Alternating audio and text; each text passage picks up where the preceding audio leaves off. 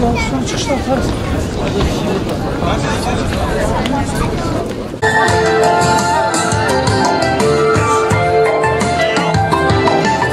Müslümanlar kıyamda, el birlik meydanlarda, sönmez bu kutlu sevda, kalplerimizde aksan,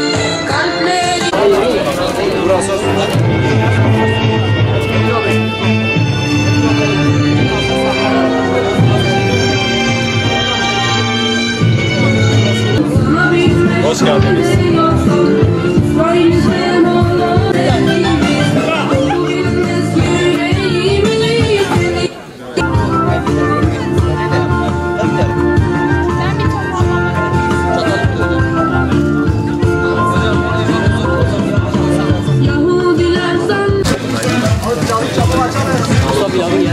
Yalnız geldim abi, burayı aç.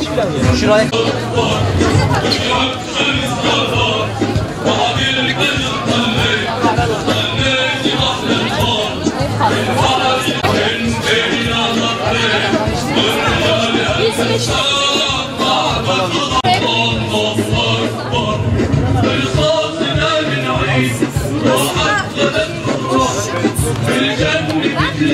Hoş geldiniz.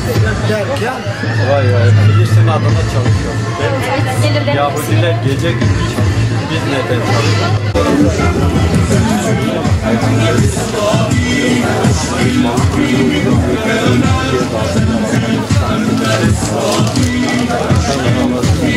Şifa olsun Allah.